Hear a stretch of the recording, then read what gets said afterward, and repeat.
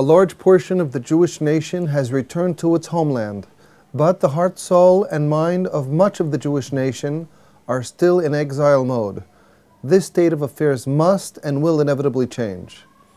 This is Torah Nation TV from Jerusalem, and we are speaking with the head of Machon Shilo, Rabbi David Bar-Hayim. Shalom, Rabbi Bar-Hayim. Shalom. In an earlier interview, the rabbi mentioned that former Chief Rabbi Rav Goren Zatzal, in the wake of the signing of the Oslo Accords, discontinued the reciting of the prayer for the State of Israel in his synagogue in Tel Aviv. Can the rabbi please elaborate? I recently heard this piece of information from someone whom I trust, and to me this was news, and I asked this person to provide, if they had, some written proof of this fact. The Rav Goren discontinued the reciting of that prayer in his Schul in Tel Aviv in the wake of the Oslo Accords.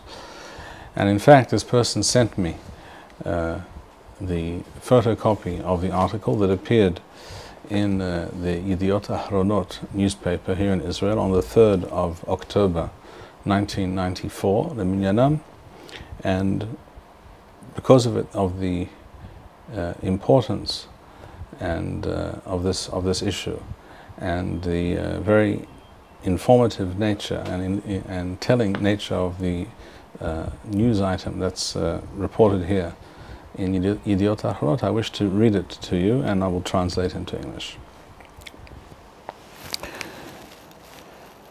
It mentions here two rabbis, Rav Moshe Tzvi Neria and Rav Shlomo Goren. Rav Moshe Tzvi Neria was, I should say, the Rosh Yeshiva, the head of Mosdot Bnei Akiva, all the Yeshivot Tichoniyot and Ulpanot under the auspices of Bnei Akiva throughout the country. He knew Rav Kook personally, and he was a very central figure in the establishment of institutions that spread the Torah and the teachings of Rav Kook. And Rav Shlomo Goren, of course, was the first chief rabbi of the IDF and eventually chief rabbi of Israel. He was a very great Talmid Chachamim. And here what we find is the following report. It says, Harav Neria Hiber Tefillah Lahatzalat HaMedina Me'amemshala. This is a very surprising and some would even say shocking piece of information. The headline is that Rav Neria authored a prayer that the state be saved, the state of Israel be saved from the government of Israel, or saved from the dire consequences of the actions of that government.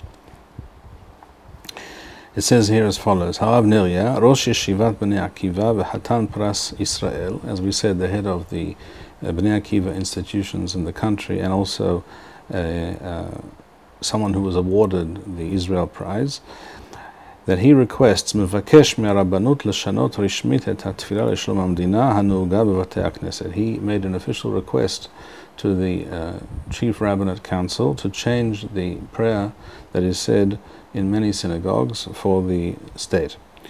And then in a continuation of the headline it says, and Rav Goren levatla kalil. Rav Goren was in favor, so it says here, of discontinuing saying the tefillah altogether. And now I read to you the precise text of this news item. It says, Harav Moshe Tzvi Neria, Rosh Yeshivat Bnei Akiva Umiyasdan, the founder of and the head of the Bnei Akiva institutions, Rav Moshe Tzvi Neria, Mima'atzvei Dor HaKipot HaSrugod v'Hatan Pras Yisrael, one of the leading lights of the Dati Leumi world, Yazam Ba'ahrona Amirata Shel Tefillah Miyuhedet.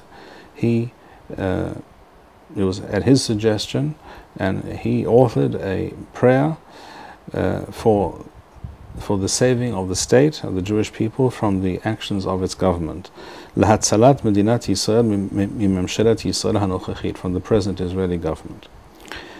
הוא פנה לרבנים הראשיים בבקשה לשנות את הנוסח התפילה באופן רשמי. He made an official request of the chief rabbis to change the nusach of the tefillah. Im hem lo yishanu, amar Rav Neria, if they will not make such a change, said Rav Neria, yachol kol mitpalel la'asot et hashinui ba'atzmo. Every individual person and gabbai, head of the shul, everyone, any person in charge of what goes on in any bet knesset may make the change without waiting for any other body or individual to announce such a change. In addition, it goes on to say, Harav Shlomo Goren tava etmol levatel legamre et hatfilah lishlom amdina. Rav Shlomo Goren is reported here again. This is the 3rd of October 1994. Leminyanam. This is clearly in the wake of the signing of the Oslo Accords that was signed in September 1993. Rav Goren demanded that the tefillah not be said any longer at all. Bevet HaKnesset Shelo b'Tel Aviv, in his shul in Tel Aviv, kvar bitlu et hatefillah. They no longer say this tefillah. Ve'en omrim ota od k'fi shaya nahug b'Shabbatot. And they no longer recite it on Shabbatot, as was always the case. What does the rabbi think that we can learn from these facts? The fact that two leading figures in the national religious world, Rav Moshe Tzvi Neria, who was the head of all Bnei Akiva institutions, he after all established the very first yeshiva tichonit, yeshiva high school here in Israel in Kfar HaRo'eh, and Rav Shlomo Goren, who was the first chief rabbi of the Israeli army and later chief rabbi of the country, both figures very much associated with the national religious world here in Israel.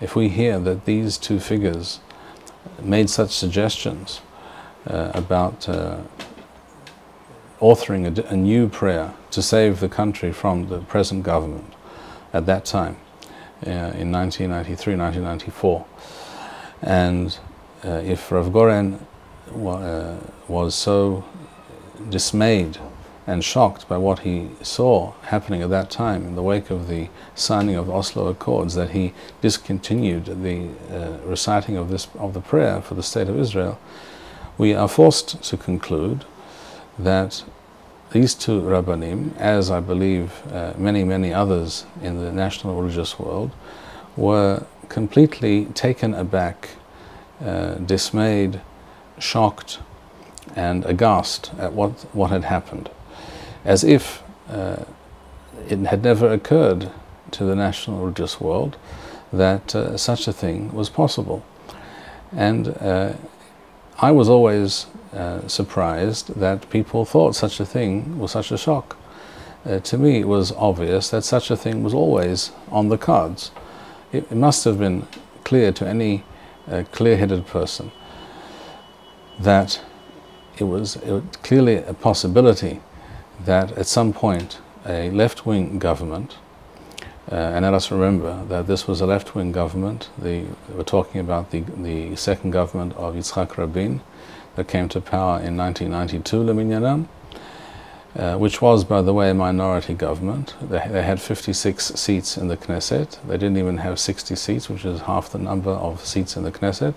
And they were able to wield power because 5 Arab MKs agreed to vote with them on almost every occasion, and therefore we had the most obvious demonstration of the fact that the electoral system and the political system, the regime as it exists in the state of Israel today, allows for such a thing to occur. It allows for a minority of the Jews in league with the Arabs of the country to make such disastrous decisions which affect the Jewish people in the present and for many future generations.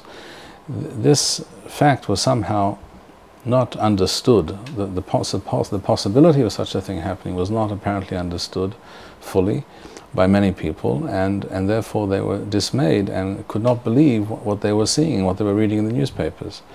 I must stress that this was another example of the naivete and lack of a well-grounded understanding of the Israeli political system and the powers that be within Israeli society on the part of the national religious world, which has always preferred to see the picture of the reality through rosy spectacles rather than see the realities and the facts for what they are. If, according to Israeli law and the Israeli political system, such a government is a legal government, which is the fact, then there was always a possibility that such a government would arise and such decisions would be taken. And it really amazes me that people were so taken aback that this had actually come to pass. The truth of the matter is that the political system in Israel had allowed for something very similar to occur going back many, many years. In the 1970s, the head of Yeshivat Merkaz Harav, Rav Tzvi Kook, was aghast when then too a Labour-led government was able to survive no confidence votes in the Knesset because of the support of certain Arab MKs. And this Rav Tzvi at that time roundly criticized and said that such a government is not legitimate.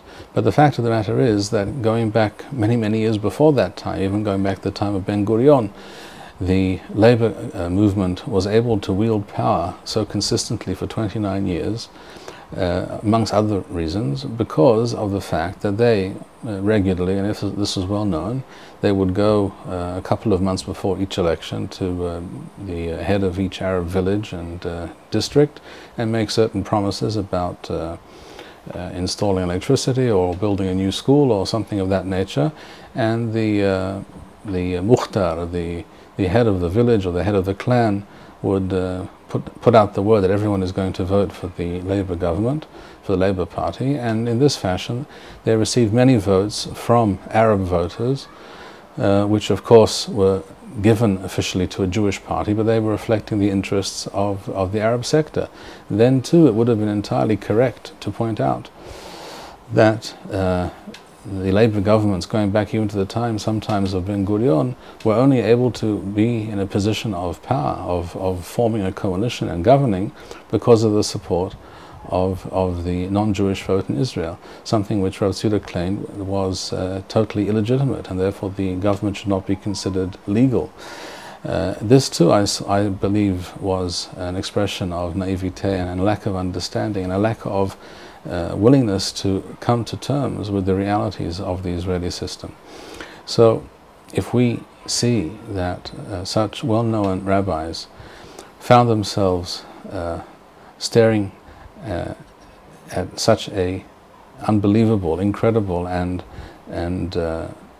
dismaying reality, we must understand therefore that the ideology which underpins that movement, the national religious movement, is itself based on an inaccurate and misguided understanding and appreciation and assessment of the reality of the State of Israel. And this is unfortunate.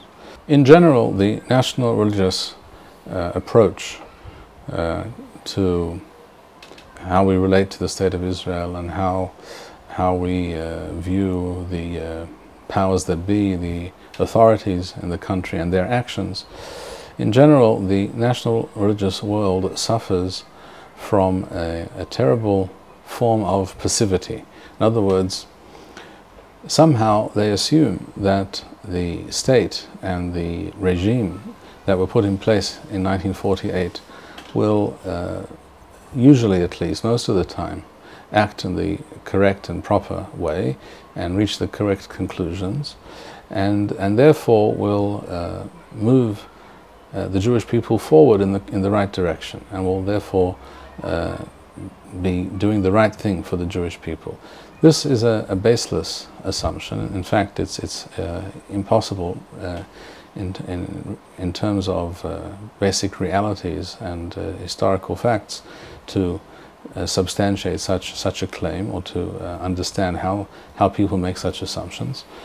This assumption that the system is basically good and all we have to do is pray that Hashem gives the people in charge some additional measure of wisdom and that we just have to stand on the sidelines and applaud their actions. This is a basic flaw in the national religious understanding of our present reality since the establishment of the State of Israel. And in fact, you could even say since the establishment of the Zionist movement back in at the end of the 19th century. What the national religious world has to do is essentially to grow up and to understand that they were fooling themselves. That's a difficult thing to understand and to come to terms with, I know. And yet, this is what needs to be done. The national religious world has to mature. It has to come to terms with the reality. It has to admit that it was misguided and naive in certain respects, even though very well intended. And essentially, that ideology is based on correct conceptions, but some of the assumptions are incorrect and misleading and naive. And as soon as the national religious world is able to overcome these built-in flaws in its own system, I believe that very same part of Israeli people, that sector of the Israeli population, will be able to break out and lead the Jewish people forward to achieve its true aims and purpose in the world. Thank you, Rabbi Bar-Hayim. We would like to encourage our viewers to share these videos with friends and send in your responses. We would also like to suggest the following opportunity to our viewers. If you identify with Rabbi Bar-Hayim's message and would like to sponsor or dedicate a video interview with the rabbi in honor or memory of a loved one, if you would like to obtain Birkon Nusach Eretz Yisrael or invite the rabbi for a speaking engagement, please email us at office@machonshilo.org.